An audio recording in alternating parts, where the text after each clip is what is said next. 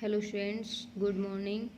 तो आज हम चर्चा करेंगे जो हमारे कुछ महत्वपूर्ण मर्म होते हैं, मर्म बिंदु होते हैं, उनके बारे में आज हम जानेंगे कि जो मर्म होते हैं, मर्म का नाम क्या क्या है और स्थान, रचना घटक और मर्म उत्प्रेरण करने की विधि क्या होती है। तो सबसे पहले हम देखेंगे कि क्षिप्र मर्म है। क्षिप्र मर्म जो होता है वो हमारे अंगूठे और जो है तर्जनी उंगली के मध्य में होता है और इसका जो रचना घटक है वो है स्नायु। स्नायु मतलब लिगामेंट में जो है होता है और इसको उत्तेजित जो हम करते हैं वो अंगूठे और तर्जनी उंगली के द्वारा करते हैं। तो मतलब ये है कि अगर हम इसकी एक तरह से चिकित्सा करते हैं या हम दबाव डालते हैं, प्रेशर डालते हैं, तो वो अंगूठे और तर्जनी उंगली के द्वारा जो है हम इस पर दबाव देते हैं। ठीक है। क्षिप्र का आप देख सकते हैं कि क्षिप्र का स्थान आपने देख लिया है, स्नायु, ये सब चीज़ें। तो एक बार इसको देख लेते हैं, ये कहाँ पर हो।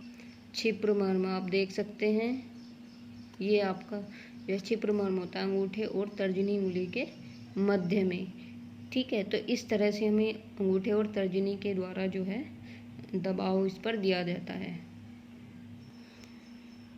अब अगला मर्म है तल हृदय मर्म। तल हृदय मर्म जो होता है वो हथेली के बीच में जो है मध्यमा उंगली के ठीक नीचे और पैर के तलवे के बीच में तीसरी उंगली के सीध में होता है और ये जो है मांस में होता है और इसका जो उत्प्रेरण की जो विधि है वो है अंगूठे और तर्जनी के द्वारा दबाव जो है दिया जाता है। तो आप देख सकते हैं तल हृदय के बारे में। तल हृदय देख सकते हैं आप कि मध्यमा उंगली के बिल्कुल ठीक नीचे होता है और अंगूठे के द्वारा और तर्जनी उंगली के द्वारा जो है इसमें दबाव दिया जाता है। फिर है जो हमारा गुल्फ मर्म होता है। गुल्फ संधि के दोनों ओर, जो गुल्फ संधि होती है हमारी, उसके दोनों ओर ये होता है और संधि मतलब जॉइंट्स में होता है ये। और संधि के दोनों ओर स्थित नाड़ी को तर्जनी उंगली की अंत्य सतह से झंकृत करना या हिलाना, मतलब कि जो संधि के दोनों ओर जो होता है तो उसको तर्जनी उंगली के द्वारा हिलाना या उसमें एक तरह से वाइब्रेशन पैदा करना। तो इस तरह से हम इस बिंदु को जो है उत्तेजित कर सकते हैं। फिर है हमारा इंद्रवस्ती। इंद्रवस्ती होता है हमारा अग्रबाहु में मणिबंध, अग्रबाहु में मणिबंध संधि से 12 अंगुल ऊपर और पैर में गुल्फ संधि से 12 अंगुल ऊपर। मतलब कि अभी तक जो हमने क्षिप्र, तल हृदय, गुल्फ, इंद्रवस्ती ये सब मर्म पढ़े हैं, ये हाथ और पैरों में दोनों में होते हैं। जैसे ही इनका स्थान हाथ में होता है वैसे ही इनका स्थान हमारे पैरों में होता है। तो अग्रबाहु में मणिबंध संधि से 12 अंगुल ऊपर और पैर में गुल्फ संधि से 12 अंगुल ऊपर होता है और इसका जो उत्प्रेरण की जो विधि है वो है अंगूठे और उंगलियों के द्वारा। मतलब इसमें अंगूठे और सारी जो हमारी उंगलियां होती हैं उनके द्वारा जो है दबाव दिया जाता है। फिर है हमारा कूरपर। कूरपर मतलब कोहनी, कोहनी जो होती है हमारी, कोहनी के दोनों ओर कूरपर संधि, मतलब कि संधि में होता है और इस पर जो दबाव दिया जाता है वो अंगूठे और उंगलियों के द्वारा दबाव दिया जाता है। ठीक है। आप कूरपर में देख सकते हैं कि किस तरह से जो है दबाव दिया जाता है हमारे दोनों ओर, कूरपर संधि के कोहनी के दोनों ओर जो है दबाव इस तरह से जो है दिया जाता है।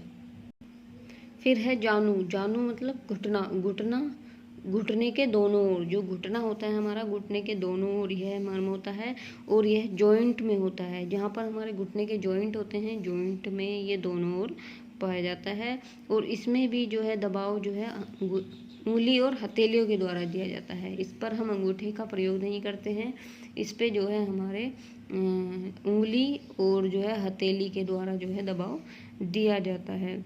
अब चलते हैं कि जो हमारा आणी है, आणी में क्या होता है कि ऊपरी बाहु में कोहनी से 4 अंगुल ऊपर। तो ऊपरी बाहु जो हमारा कोहनी से ऊपर की जो बाद होती है हमारा हाथ, उसमें कूर्पर संधि जो अभी हमने बताया था कोहनी के साइड में, तो उससे 4 अंगुल ऊपर अधो शाखा में जानु संधि से 4 अंगुल ऊपर जो है ये होता है। ठीक है, और इसका ये जो होता है हमारे ये स्नायु में मतलब लिगामेंट में होता है, और इस पर जो दबाव दिया जाता है वो अंगूठे और उंगलियों के द्वारा दबाव दिया जाता है। आनी आप देख ही सकते हैं यहाँ पर कि कोहनी से बिल्कुल 4 अंगुल ऊपर होता है लिगामेंट में। ठीक है, इस तरह से आप देख सकते हैं। अब चलते हैं उर्वी पे। उर्वी जो है हमारा ऊपरी भाव में आणी मर्म, जो भी आपने आणी मर्म देखा है, आणी मर्म से 4 अंगुल ऊपर जो है अधो शाखा में ये आणु मर्म से 4 अंगुल ऊपर होता है। मतलब कि जो अभी आपने आणी मर्म देखा है उससे 4 अंगुल ऊपर ये होता है, और ये जो है सिरा में होता है, जो हमारी ब्लड वेसल्स होती हैं जिसमें ब्लड रहता है वेसल्स में, तो ये सिरा में होता है। और इस पर जो दबाव दिया जाता है वो अंगूठे और उंगलियों के द्वारा दबाव दिया जाता है। अब चलते हैं नाभि। नाभि जो है हमारा उदर के मध्य में होता है, आप सभी लोग जानते हो नाभि का। तो नाभि जो है हमारे पेट के मध्य में होती है, और ये जो है सिरा में होती है, और इस पर जो दबाव दिया जाता है वो नाभि पर जो है उंगलियों द्वारा जो है हम हल्का हल्का दबाव दे सकते हैं। ठीक है, तो अभी हमने जो है नाभि के बारे में पढ़ा था कि नाभि तेल, उस पर जो है उंगली से मालिश करते हैं और तेल लगाते हैं। फिर आता है हमारा कुकुंदर। कुकुंदर जो होता है ये पीठ के निचले भाग में होता है, निचले भाग में जहाँ पर आपका लंबर वाला जो पोर्शन होता है वहाँ पर होता है, और ये जॉइंट में होता है, और इस पर जो दबाव दिया जाता है वो अंगूठे और उंगलियों के द्वारा दबाव दिया जाता है। फिर है पार्श्व संधि, मतलब पीठ में दोनों ओर, एक लेफ्ट और राइट साइड दोनों साइड होता है ये पीठ में, और इसका जो होता है ये जॉइंट में होता है। ठीक है, संधि में होता है, और इस पर जो दबाव दिया जाता है वो त्वचा का खींचना, मतलब इस पर हम हल्का हल्का दबाव देते हैं और त्वचा को ऐसे ऊपर की ओर खींचते हैं, जो खाल हमारी होती है उसको हम खींचते हैं। और आगे चलते हैं व्रहति। व्रहति मतलब पीठ के मध्य भाग में दोनों तरफ, जो पीठ का बीचले वाला पोर्शन जो होता है हमारा थोरेसिक से हल्का, थोरेसिक और लंबर के बीच में जो पोर्शन होता है वो उसमें लेफ्ट और राइट साइड दोनों में ये होता है, और ये भी जॉइंट में ही होता है, और इस पर जो दबाव दिया जाता है वो भी हल्का हल्का दबाव दिया जाता है, और त्वचा का खींचना मतलब त्वचा को हल्का हल्का ऊपर की ओर खींचा जाता है।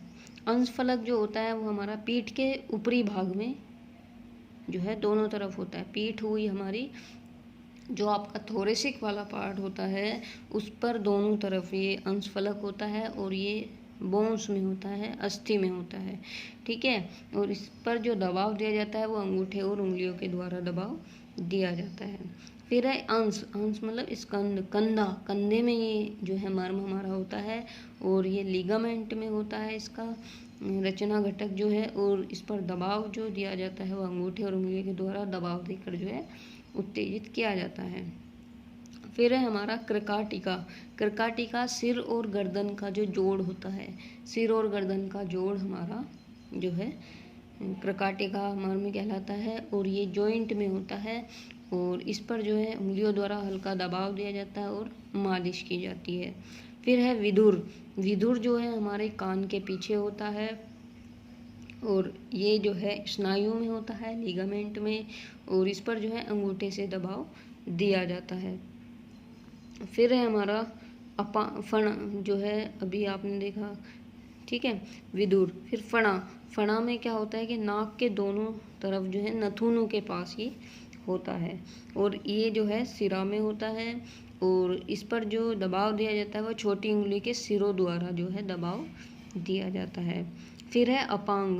अपांग में जो है भौं के पीछे दोनों ओर, भौं के पीछे दोनों ओर जो है ये होता है, जहाँ पर हमारी आईब्रोज ख़त्म होती है वहाँ पर ये दोनों साइड होता है, और ये सिरा ब्लड वेसल्स में ही होता है।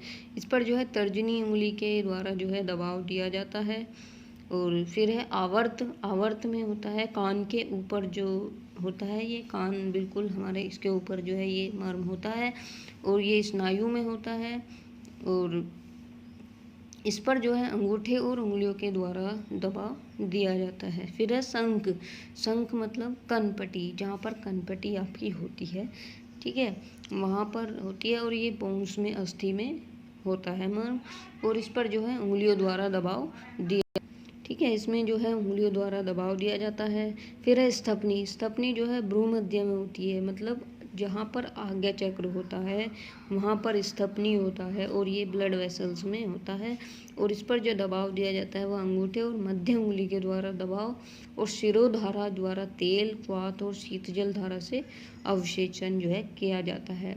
मतलब कि जो ये भ्रूमध्य जो हमारा स्थपनी जो मर्म है, इस पर जो है शिरोधारा के द्वारा भी हम इसको उत्तेजित कर सकते हैं और अंगूठे और मध्य उंगली के द्वारा जो है इसमें दबाव दिया जाता है। फिर है सीमंत। सीमंत जो होता है वो सिर के बीच में होता है, जहाँ पर मांग में सिंदूर भरा जाता है, वहाँ पर जो है सीमंत कहलाता है, और ये जॉइंट में होता है।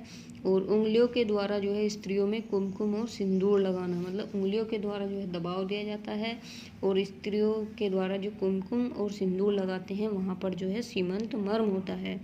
फिर है अधिपति।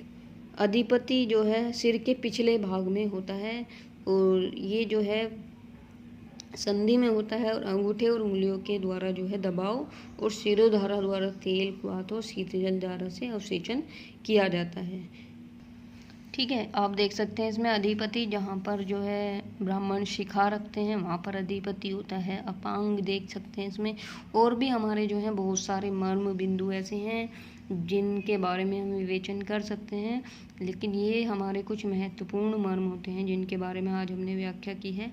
तो इस चित्र में आप देख सकते हैं कि कौन सा मर्म कहाँ पर स्थित है, ठीक है। जैसा कि अभी हमने बताया है आपको सभी इन मर्मों का बारे में, तो आप इस चित्र में ध्यान से देख सकते हैं। तो आज की जो हमारी वीडियो है यहीं पर समाप्त होती है। धन्यवाद।